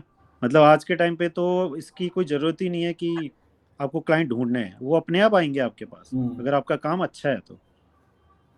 ठीक है। और अब जैसे जैसे एनिमेशन और ये हमारी जो भी चीज़ें बढ़ रही हैं आगे, तो आर्ट जो एक्चुअल में जिसको नॉलेज है तो उसकी बहुत वैल्यू है। फिर आप किसी आर्ट कॉलेज में पढ़ा सकते हो, इसमें आगे BFA MFA इस कोर्स को परस्यू कर सकते हो। देख रहे हैं आप, हाँ, बात करते करते आई हम्म, हम्म, ड्रॉ हो गई है। हम्म, अब मैं क्या करूंगा, अगर अब देखिए और लोग गलती क्या करते हैं, इसको यहीं पे छोड़ देते हैं। नहीं, आप देखिए, जब तक मैं ये नीचे वाला अगर आप में से कोई इसका चाहे तो फोटो खींच ले, अभी मैं 2 मिनट बाद इसके ये नीचे वाले पोर्शन को डेवलप करूंगा, तब आप देखेंगे कि ये तो और भी बढ़िया लग रहा है। क्यों? क्योंकि ये जब तक नीचे वाला पोर्शन डेवलप नहीं होगा तब तक पता नहीं चलेगा कि ये आई कैसे है ना। और आज के टाइम पे जो करियर ऑप्शंस की जो मैं बात कर रहा था, तो इलस्ट्रेशन में जैसे मेरा एक दोस्त है, उसने तो बहुत अच्छा कर लिया है, तो वो क्या उसके पास गूगल है क्लाइंट, है ना। तो गूगल अपने जो आपने देखा होगा कि जब गूगल का सर्च पेज में आप देखते हैं तो वो हर दिन एक थीम देते हैं गूगल की। गूगल को अलग अलग उसमें करेक्ट करेक्ट। हाँ किसी का है ना, बर्थडे है, 31 हाँ किसी का दिवाली है। बर्थडे या किसी बड़े सेलिब्रिटी का, तो उसको एक थीम देनी होती है, करेक्ट। तो वो उसको डिजाइन करता है आज के टाइम पे। अच्छा। तो आप सोचिए एक फाइन आर्ट का स्टूडेंट जिसने प्रॉपर मतलब 3-4 महीने उसने फाइन आर्ट सीखा था, हाँ। और वो आज के टाइम पे गूगल उसका क्लाइंट है ना। तो ये सारा आपकी प्रैक्टिस पे है। ये तो मैं एक एग्जांपल दे रहा हूँ, ऐसे कई सारे एग्जांपल्स हैं, बट ये है कि आपको ये एक बहुत ही इंटरेस्टिंग जर्नी है और लंबी जर्नी है। आपको इसको लगातार करते रहना है, जितनी आप इसमें प्रैक्टिस करेंगे उतना आप इसमें एक्सेल करेंगे। तो क्योंकि बेसिक आधे लोग लड़ाई को बीच में ही छोड़ देते हैं, है ना। तो जो टिका रहता है, क्योंकि इसका मैं किसी भी कंपनी का मैं लोगो बोलूं, कंपनी के लोगोज हाँ इतने चेंज होते हैं, मेकओवर होता है, ट्रांसफॉर्मेशन होता है उसका, वर्सेस लेट्स से मैं कहीं भी ब्रांडिंग अपॉर्चुनिटी किसी की भी देखूं तो उसमें जितने भी छोटे छोटे एलिमेंट होते हैं वो हर एक डिजाइन से ही शुरू होता है। बिल्कुल बिल्कुल बेसिक ही स्केच है। हाँ। तो ये ए बी अगर आपकी स्केचिंग अच्छी है, हम्म तो अब जैसे मेरे पास है बुक कवर के, मेरे पास 2-3 ऑर्डर पड़े हुए हैं, हम्म है ना। बुक का मुझे कवर डिजाइन करना है। अब हम्म उसमें क्या है कि रॉयल्टी आती है, अगर हम्म आप चाहें तो आप उसको लाइफ टाइम के लिए आपकी उसकी रॉयल्टी बच सकती ओके। है ना। हम्म तो मुझे कुछ नहीं करना, मैंने एक कवर डिजाइन किया था, बुक का कवर डिजाइन किया था, हम्म हालांकि वो बुक पब्लिश नहीं हुई है अभी, हम्म बट उसमें मैंने कुछ भी नहीं किया, मैंने वाटर कलर से एक स्प्लैश किया हम्म और बुक का कवर, जैसे मैं दिखाता हूँ आपको बुक का कवर।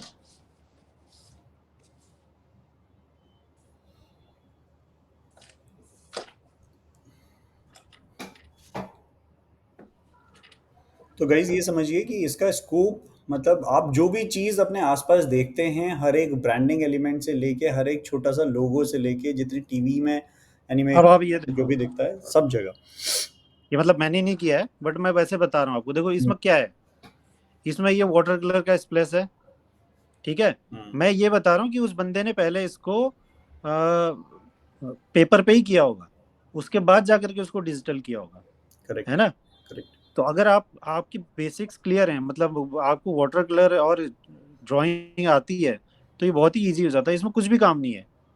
हम्म अब ये देखिए आप, हम्म क्या अगर उसको कलर थ्योरी पता थी, उसको कलर थ्योरी पता थी तो उसने क्या किया, जो कॉन्ट्रास्ट कलर्स थे उनको आमने सामने, जो कलर व्हील पे कॉन्ट्रास्ट कलर्स होते हैं उनको रख दिया, तो बहुत ही इंटरेस्टिंग कवर बन गया, देखिए, हम्म है ना। बट ये क्या है कि आपकी कलर थ्योरी के बेसिक्स ही आपके क्लियर नहीं है, तो आप क्या फिर कवर कैसे डिजाइन करोगे। पीछे देखिए वाटर कलर का स्प्लैश दे दिया, हम्म नीचे देखिए स्केचिंग है, ये हम्म, देख रहे हो आप, ये बिल्कुल ये ट्री को बना रखा है, करेक्ट। ये बेसिक स्केचिंग है एकदम। बट आप देखिए उसने चेतन भगत की बुक का डिजाइन किया है, हम्म का नाम भी शायद कहीं होगा, जो भी हो मतलब। अब तो ये देखिए ये एक बहुत ही, मतलब इसकी कोई लिमिट ही नहीं है। हम्म और पेंटिंग्स के बारे में तो आप जानते हैं कि करोड़ों में भी पेंटिंग सेल होती करेक्ट करेक्ट। है ना।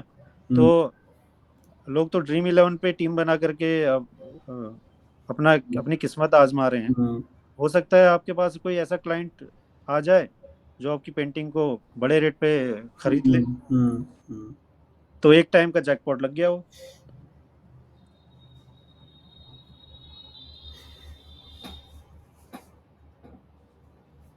दिख रहा है आपको, हम्म एक रियलिस्टिक आई लग रही है। अब मैं इसमें जितना डिटेलिंग में काम करूंगा ये और उतनी अच्छी लगती जाएगी। और लास्टली, अब जो सबसे बड़ी गलती करते हैं, ये डिजिटल के भी मैं बच्चों को बता दूं, आप क्या करते हो, अगर ये कलर्ड में भी है, जैसे ये बहुत ही बड़ी गलती करते हैं सब, कोई कलर्ड में मैं आपको किसी का पोर्ट्रेट देके बताता हूँ। ये एक बहुत बड़ी गलती है। ऋतिक को ही ले लेते हैं। अब आप देखिए, आप गलती क्या करते हैं, आप सीधे आईब्रोज बना देते हैं। इधर पे मैं अगर सीधे ऐसे आईब्रोज बना दूं तो ये गलत है। गलत क्यों है? क्योंकि ये आईब्रोज आपकी स्किन के ऊपर आई है, तो आपको पहले स्किन को बनाना है। देखिए अगर मैं इसको जूम करूं तो ये जो हेयर्स हैं इसके नीचे देखिए स्किन दिख रही है। हम्म ठीक है, अगर मैं कलर पेंसिल से इस स्केच को बनाता हूं तो मैं क्या करूंगा, पहले इस पोर्शन में भी जहां पे आईब्रोज है वहां पे भी पहले इस स्किन टोन को मैं डेवलप करूंगा। ठीक है, तो यानी अगर मैं पेंसिल से ड्रॉ कर रहा हूँ ग्रेफाइट से, तो पहले मैं यहाँ पर को एक शेड दूंगा। ठीक है, हम्म अब इसके ऊपर मैं फाइन डिटेलिंग के साथ ऐसे स्ट्रोक्स दूंगा।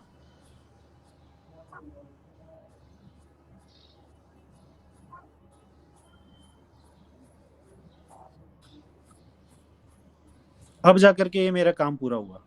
बट आप लोग क्या करते हो, सीधे ऐसे बना देते हो।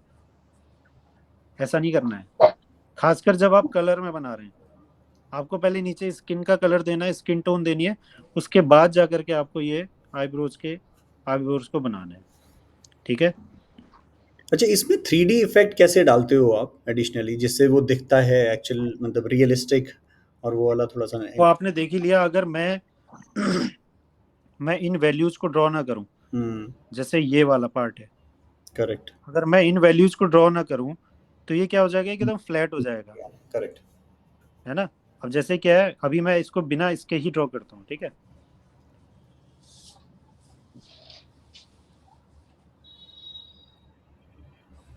अब पेंसिल कैसे चलानी है, या आप डिजिटल में जब बना रहे हो तो कैसे चलानी है। देखो ये बाल हैं, ये इधर मोटे हैं और इधर की तरफ को जाते जाते पतले हो जा रहे हैं। अब अगर मैं पेंसिल को उल्टा चला दूं, ऐसे चला दूं इस तरफ को, तो ये उल्टा हो जाएगा। जिस तरफ को आपको ले जाना है ऐसे ले जाते हुए छोड़ दो, चाहे आप एक्रेलिक से कर रहे हो, चाहे ऑयल से कर रहे हो, या डिजिटल कर रहे हो। है ना? आपको उसके फ्लो को समझना है। ऐसी ये शेडिंग है। मान लीजिए मैं इसको ब्रश से कलर से बना रहा होता, तो अगर मैं ऐसे चलाता तो उल्टा इफेक्ट आता। अब ये ग्रेड इधर डार्क है और इधर को लाइट है, तो मैं ब्रश को भी ऐसे चलाऊंगा, यानी ये शेड्स को ऐसे। अगर आपने उल्टा चलाया तो आपका जो इफेक्ट है वो गलत हो जाएगा। है ना? अब मैं क्या कर रहा हूँ, इस वाले पोर्शन को बना रहा हूँ।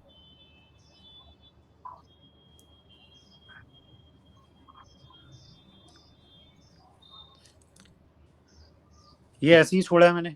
अब जैसे ही मैं यहाँ पे शेड देता हूँ, आप देखोगे यहाँ वॉल्यूम क्रिएट हो जाएगा।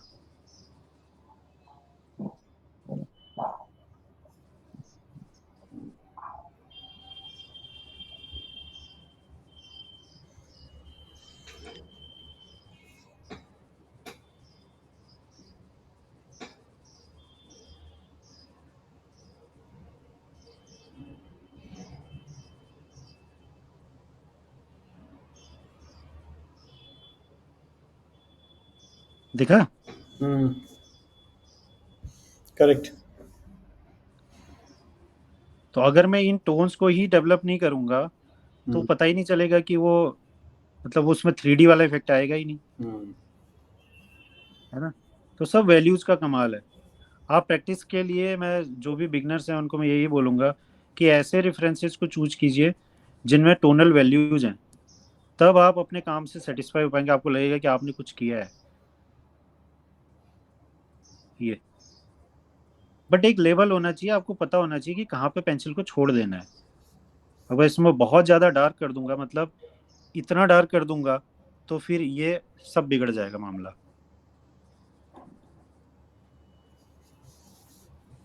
ठीक है, बस धीरे धीरे अब मैं इसमें जितनी डिटेलिंग दूं ये उतना रियलिस्टिक लगता जाएगा। आप देख रहे हो एक आई बन गई है यहाँ पे। है ना? करेक्ट। बट क्या है, ग्रेफाइट में हमको एक हमारे साथ दिक्कत ये होती है कि ग्रेफाइट क्या चमकता है। तो अगर आपने इसको मान लीजिए फ्रेम भी किया है तो क्लाइंट मतलब सामने से आ रहा है, हालांकि उसको पता ही रहता है, बट लाइट अगर ऐसे पड़ रही है तो ये चमकेगा, उसको दिखेगा ही नहीं। तो आपको पेंसिल को धीरे धीरे चलाना है, मतलब एक ही बार में उसको डार्क नहीं कर देना। जो आपने सबसे डार्क किया होगा वो अपने आप ही चमकने लग जाएगा। ये देखो, ये चमक रहा है। Correct correct correct. अब जब बाकी चीजें आप धीरे धीरे सीखोगे, चारकोल है तो चारकोल मैट इफेक्ट देता है, तो उसमें ये ग्लॉसी साइन नहीं आता है। ठीक है, तो ठीक है, अगर किसी को कुछ पूछना है तो। Guys we are open for questions, अगर किसी को कुछ। हाँ देवेश बताइए। सर मैं जानना चाहता था इसका यूज क्या एनिमेशन और वीएफएक्स इंडस्ट्री में है? अच्छा, तो यार देखिए, मैं वही बोला आपको, अगर आपकी बेसिक्स क्लियर नहीं है फंडामेंटल्स को लेकर के, मतलब कि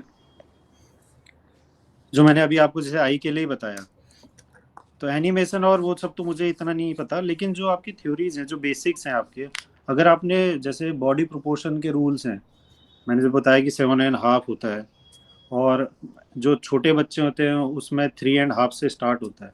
अगर आपको वो चीज़ें पता नहीं है, तो जब आप किसी, मान लीजिए किसी ने किसी भी वो कौन कैरेक्टर को ड्रॉ करोगे आप, हाँ, किसी भी कैरेक्टर, बनाओगे। जैसे थानोस है जो करेक्ट। एविएटर का थानोस है। तो थानोस क्या है कि उसको, हालांकि वो बहुत बड़ा था, उसका सर भी बहुत बड़ा था, लेकिन उसका बेसिक स्ट्रक्चर तो उतने में ही डेवलप किया होगा, या 7.5 ही बनाया होगा ना। अब थानोस का एक हाथ अब बहुत लंबा बना देते तो फिर वो कार्टून के फॉर्म में चला जाता है ना। फिर क्या किया उन्होंने, थानोस के सिर को बड़ा किया, फिर बाकी ये जो पोर्शन है उनको बड़ा किया। तो आपको बेसिक सबके वही है ना। अब मैं अगर थानोस को कार्टून फॉर्म में देता तो मैं क्या करता, उसके फेस को ऐसे लंबा लटका देता, पेट को ऐसे गोल कर देता, है ना। फिर वो वहां चीजें वहां चली जाती हैं। तो सॉफ्टवेयर, अब जैसे मैं एक बहुत ही इंटरेस्टिंग चीज आपको बताऊं, आज का टाइम आर्टिफिशियल इंटेलिजेंस का है। तो जो एआई चीजों को उठाता है और वो अपनी इमेजिन जो बनाता है, वो भी आप देखेंगे कहीं ना कहीं से तो उठा रहा है ना। अब एआई क्या करता था, शुरू शुरू में मैं देखता था जो एआई इमेजेस जनरेट करता था, आप देखेंगे शुरू शुरू की फोटोज अगर निकलेंगी तो लोगों की 6 उंगलियां बनाता था वो, या 4 उंगली बनाएगा। वहां पे ये सब चीजें मात खा जाती हैं, है ना। लेकिन उन्होंने धीरे धीरे उसको करेक्ट किया। मैं यही एग्जाम्पल बता रहा हूँ। अब अगर एआई भी उसको 7.5 में ना बना करके 7 या 6 में बनाता उस करेक्टर को, तो आप एआई के तरफ जाते ही नहीं। तो किसी भी चीज को परफेक्ट बनने के लिए फंडामेंटल्स वही है। सुरभि आपका, Devesh I think we were able to answer you. Yes sir. जो सुरभि आपका एक सवाल है, किसी का और कोई सवाल? ठीक है, सवाल नहीं समझ आया मुझे किसी के हैंड। बाकी मैं आपसे यही कहूंगा कि देखिए, जरूरी नहीं है कि आप एनिमेशन वीएफएक्स के स्टूडेंट हैं तो आपको ये स्केचिंग नहीं करनी है, नहीं करनी है। बट आप वैसे भी देखो, अगर आप पेंसिल लेकर के बैठे हो और पेपर पे आपने तुरंत किसी का स्केच बना दिया, तो वो भी अपने आप में एक टैलेंट है, एक क्वालिटी है आपकी। और मैं आपको शर्तिया तौर पे कह सकता हूँ, अगर आपने इस टूल को अच्छे से कंट्रोल कर लिया तो आप कुछ भी कर सकते हैं। यानी सुनील, हमारा कोई भी हर चीज़। एक कोर्स ना, एनिमेशन वीएफएक्स, किसी भी बच्चा हर एक कोर्स में जिसमें भी एनरोल करता है, उसकी पहली क्लास ही हमारी स्केचिंग से चालू होती है। हाँ, we give them time of around 30 to 45 days, जिसमें कि वो अपना हाथ ठीक करता है, क्योंकि वो मॉडलिंग तब तक कर ही नहीं पाएगा। कल की तारीख में कर उसको ही नहीं स्टोरी पाएगा। बोर्डिंग मैं, कैसे हाँ, करेगा? स्टोरी बोर्डिंग बिल्कुल तभी होगी बिल्कुल। ना जब वो करेक्टर बनेंगे, राइट? हाँ, वो पूरी जर्नी हाँ, है 45 दिन की, मोटा मोटा, और वो तो तब से शुरू होती है। उसको जितना हाथ, हाँ, जैसे आप बोल रहे हो, हाथ उतना अच्छा करेगा। तो हर एक चीज हाँ। की शुरुआत हमारी स्केचिंग से ही है। दैट इज द रीजन हम आपको भी लेके आए। मैं आपको बता रहा हूँ, जो फाइन आर्ट के जो अच्छे कॉलेजेस हैं ना, बहुत अच्छे कॉलेजेस हैं, जो बॉक्स शेडिंग का जो मेरा वीडियो है, अगर आप अपने स्टूडेंट्स को दिखाएंगे, वो बॉक्स शेडिंग की प्रैक्टिस ही 10 से 15 दिन कराते हैं। करेक्ट। और जो मेरा अभी जो मैंने नए बैच स्टार्ट किए थे, जो मेरी स्टूडेंट थी, पहली स्टूडेंट, उसने बॉक्स शेडिंग में बहुत अच्छा काम किया। और मैंने अभी अपने इंस्टा पे भी डाला था वो वीडियो उसका। मैं क्या करता हूँ, स्टूडेंट से जब वो ज्वाइन करते हैं तो एक अपनी तरफ से वो जो भी एक स्केच बनाए वो बनाते हैं। हम्म। और 6 क्लास के बाद आप उसका स्केच देखोगे, उसने इतना खूबसूरत काम आपने किया एक है। हॉर्स वाला वो बनाया हुआ है, हाँ, फ्रॉम दिस हाँ, टू हाँ, दिस। हाँ। अभी क्या बच्चे क्या चाहते हैं कि वो रियलिस्टिक काम करके दिखाएं, तो मैं फोर्स नहीं करता। तो उसने हॉर्स को बहुत ही अच्छा बनाया है, हालांकि फोटो में वो एक्चुअल नहीं दिख पाता है, लेकिन उसने बहुत अच्छा काम किया। उसने क्या किया, लेकिन जो प्रैक्टिस थी बॉक्स शेडिंग की, उसने लगातार करी उसको। आई थिंक किसी का और एक, हाँ बताइए बताइए।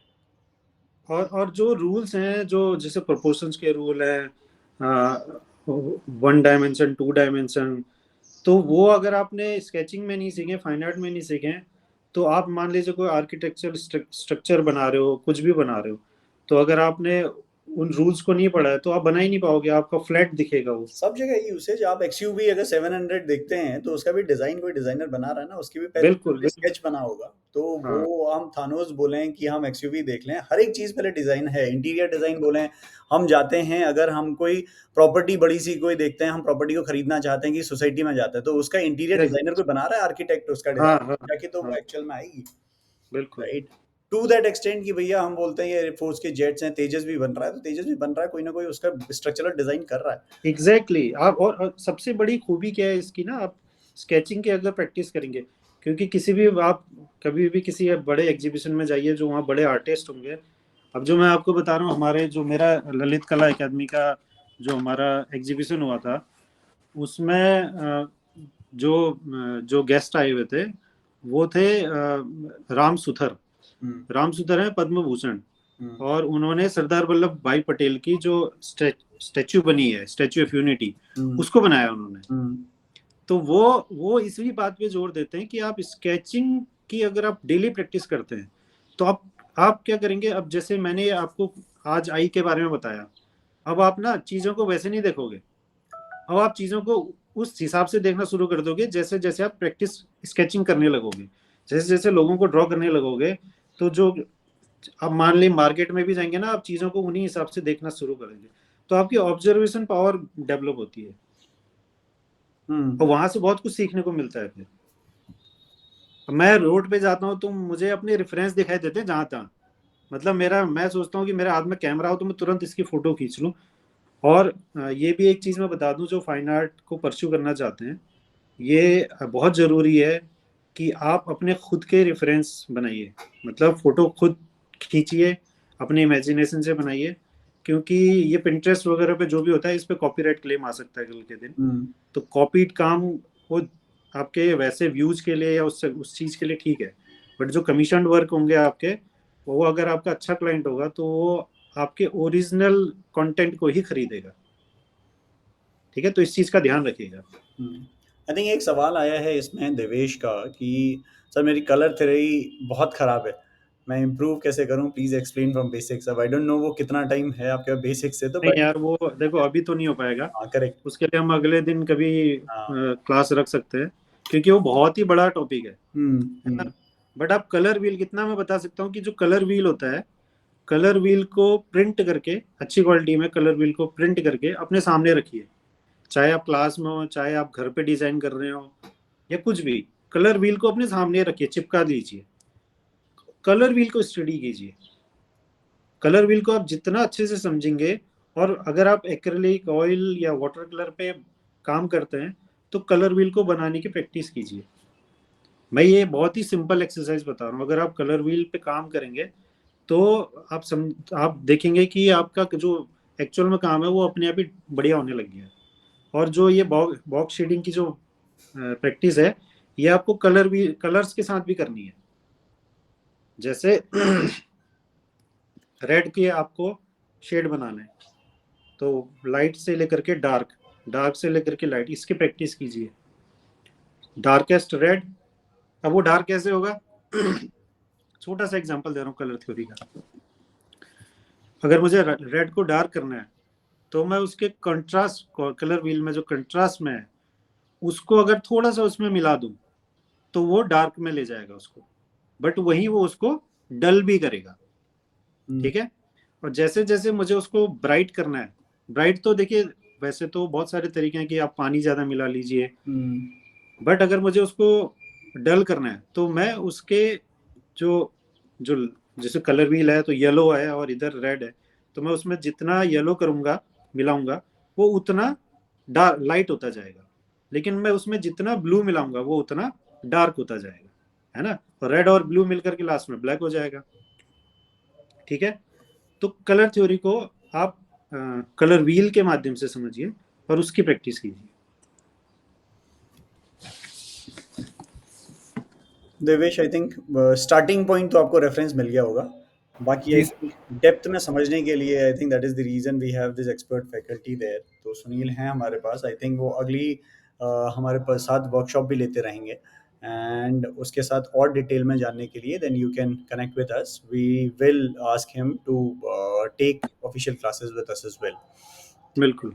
सो अगर किसी का कोई और सवाल है तो पूछ सकते हैं, अदरवाइज आई थिंक एक सुरभि का है कि कॉन्सेप्चुअलाइजेशन में हेल्प करती है स्केचिंग। सो आई थिंक हाँ बिल्कुल, जो मैंने आपको बताया कॉन्सेप्चुअलाइजिंग, मतलब आप सीरियसली मैं बता रहा हूँ, आप स्केचिंग करेंगे ना, जितनी स्केचिंग करिए, एक छोटी सी स्केच बुक रखिए अपने साथ हमेशा। गंदे स्केच से बनाना शुरू कीजिए, एकदम गंदे स्केच बनेंगे कोई बात नहीं, ठीक है। बट आप और अच्छा मैं एक हैक बताता हूँ यहाँ पे। आपको डर लगता है कि आपको जज किया जाएगा, ठीक है, तो इससे बचने का सबसे अच्छा तरीका है कि आप अपने घर पे अपने फैमिली मेंबर से स्टार्ट कीजिए। आपकी सिस्टर तो आपके जज नहीं करेगी, आपके मदर आपके फादर तो आपको जज नहीं करेंगे, उनको सामने बैठाइए, या वो जिस पोजीशन पे भी बैठे हैं उनको उसी पोजीशन पे देखते हुए या फिर उस फोटो खींच लीजिए और उसको ड्रॉ कीजिए। पोर्ट्रेट्स अभी ड्रॉ मत कीजिए अगर आपको उस पर काम करना है ना। और पोर्ट्रेट्स तब ड्रॉ कीजिए जब आप ग्रेड मेथड अप्लाई कर सकते हैं, अगर आप बिगिनर हैं। और अपने फैमिली मेंबर्स या अपने फ्रेंड्स के स्केचेस बनाने से स्टार्ट कीजिए, ठीक है। और दूसरी चीज, शुरुआत में ही आपने स्केच बना दिया और इंस्टाग्राम पे पोस्ट कर दिया, फिर आप वहां से फ्रस्ट्रेट हो गए, ठीक है। तो काम, अब जैसे मेरी स्टूडेंट है, उसने वो हॉर्स बना दिया, बहुत अच्छा हॉर्स बनाया, बट उसने अभी तक उसको खुद इंस्टाग्राम पे पोस्ट नहीं किया है। सी सेइंग कि मैं सर अभी और अच्छा करूंगी और उसके बाद लोगों को सरप्राइज करूंगी, ठीक है। तो आप ये जज होने से पहले तो डरिए। और जो मैंने पिछले साल एक कुछ वर्कशॉप करी थी, हम बाहर गए थे मार्केट में, उससे आपके बहुत जो झिझक होती है वो निकलती है। हमने मार्केट में पूरे मार्केट को ड्रॉ किया, वाटर कलर से किया, तो उससे क्या होता है कि आप लोगों के सामने अपने आप को प्रेजेंट करने की बहुत बड़ी जो एबिलिटी होती है वो डेवलप होती है। तो झिझक निकलेगी, लेकिन उसके लिए आपको स्टार्ट करना पड़ेगा स्केचिंग से। I think Sunil, the way you taught us and the way you present, I think एक आपने सबसे शुरू में बोला था कि यार मैं तो हिंदी में बात करूंगा, and that is where I still feel हम लोग विवेकानंद के स्टूडेंट रहे हैं दोनों, वो जमीन से जुड़े हुए आप पे के साथ जो हम्बलनेस आती है, आई think that goes without saying. And thank you so much for taking the time for us. Thank you, thank you. And इन्हीं में से अगर स्टूडेंट्स हमारे पास वापस कोई भी क्वेरी करना चाहते हैं, आप लोग अगर किसी को और डिटेल में जानना हो, इनके साथ कोर्स करना हो आपको, और डिटेल में इनकी क्लासेस सीखनी हो, तो प्लीज़ आप हमें मैसेज करिए। हमने इंस्टाग्राम पेज अपना ऑफिशियल डाल दिया है इसी में, और इसके साथ हम इनको सर को फिर बुलाएंगे एक साथ, आप लोगों का एक बैच बना के we will enroll you in that course is well. ठीक है। हाँ, मैं ये बता दूं कि मेरा एक बेसिक टू इंटरमीडिएट एक्सपर्ट एक कोर्स चल रहा है। करेक्ट। और बहुत ही नॉमिनल फीस है उसमें, और आप उसमें एकदम बेसिक्स, मतलब पेंसिल से लेकर के ऑयल कलर तक आप, बल्कि बाकी चीज़ें भी आप धीरे धीरे सीखेंगे। और ये बहुत ही इंटरेस्टिंग मैंने कोर्स बनाया है और बच्चे इसमें बहुत अच्छा कर रहे हैं। तो अगर आप ज्वाइन करना चाहते हैं तो आप अमित से कांटेक्ट कर सकते हैं, या फिर सुनील के नाथ मेरा इंस्टाग्राम पेज है, आप उस पर विजिट कर सकते हैं। और अगर आप लोगों को रजिस्टर करना है तो मैं नेक्स्ट मंथ से फिर एक नया बैच स्टार्ट कर रहा हूँ। अभी मेरे 3 बैच चल रहे हैं। बैच बहुत ही छोटा होता है, 5 लोगों का बैच होता है, क्योंकि ऑनलाइन चलती क्लासेस तो उसमें स्क्रीन बढ़ जाती है और प्रॉपर लोगों को ध्यान देने में थोड़ा सा ज्यादा हाँ हाँ हाँ। छोटी क्लासेस। तो money is not my concern, अभी मुझे क्वालिटी पे काम कर रहा हूँ मैं। तो अभी मेरे पास 4 तो बहुत अच्छे स्टूडेंट हैं जो बहुत ही अच्छा काम कर रहे हैं। तो आने वाले टाइम में आप देखेंगे मेरे पेज पे उनके काम भी। और तो 5 लोगों का बैच रहता है और बहुत ही नॉमिनल फी के साथ मैं स्टार्ट कर रहा हूँ। और वो 5 लोगों पे प्रॉपर अटेंशन रहता है, आपको प्रॉपर असाइनमेंट मिलते हैं और मैं आप लोगों को काम देता हूँ और उस असाइनमेंट को चेक भी करता हूँ, उस पर रिव्यूज भी करता हूँ। तो अगर आप ज्वाइन करना चाहते हो तो सुनील के नाथ मेरा इंस्टाग्राम पेज है, विजिट कर सकते हैं। Done done done. तो अपने एग्जिस्टिंग स्टूडेंट भी हैं, अगर हमें उनको करवाना हो या बाहर से जितने बच्चे आ रहे हैं उनको भी एनरोल हाँ करना हो, they will connect with us in this Instagram page, या आपके उसमें या अपने उसमें, and then we will connect with you and then we will take it forward from there. Surely surely. ठीक है, thank you so much Sunil, thank you so much for your time. ठीक है, तो आप सभी लोग प्रैक्टिस कीजिए, खूब सारी प्रैक्टिस कीजिए। और मैंने जो बताया कि ये पेंसिल, ये सब कुछ है, आप इसकी जितनी प्रैक्टिस करोगे मतलब इसका कोई तोड़ नहीं है। आप और एक एक एक इंटरेस्टिंग चीज बताता हूँ, एक नाम लेना चाहूंगा मैं, सौरभ जोशी व्लॉग्स। वो बंदे का पेज देखोगे, उसको सिर्फ पेंसिल आती थी। उसने सौरभ जोशी आर्ट्स बनाया, जो आप कह रहे थे ना career options, Saurabh Joshi arts करके उसने पेज बनाया था। मेरा यूट्यूब चैनल है 2013 का, उसने 2015 में स्टार्ट किया, बट कोविड में उसने इतना कंटिन्यूअसली काम किया और उसने सिर्फ पेंसिल से काम किया है। अब वो सौरभ जोशी आर्ट्स में यूट्यूब की, क्योंकि एक कंडीशन है कि आपको साल में एक वीडियो डालना है, तो वो एक वीडियो डालता है, बाकी आज के टाइम पे वो आर्ट बना ही नहीं रहा है, वो व्लॉग्स में चला गया है और करोड़ों कमा रहा है। सिर्फ एक टूल को उसने एक्सपर्ट किया। करेक्ट है ना? तो anybody who is thinking कि भैया influencers are not sketch artists, influencers are also sketch artists, or any Exactly. artist is inherently a sketch artist. If you're good in sketching, you can be an artist across, right? So that is the basic, and that is the मतलब हाँ पैसा कमाना है, यही एक objective नहीं होना चाहिए। correct अरे आप किसी का स्केच बना करके आप उसको खुश कर पा रहे हैं, यही अपने आप में एक बहुत बड़ा अचीवमेंट है। correct है ना? तो चलो ठीक है फिर। done. Thank you so much. It was thank lovely. You Amit. We'll have more Okay. sessions like this. Thank you. Logging out Okay. from Mac Ghaziabad. Thank you guys.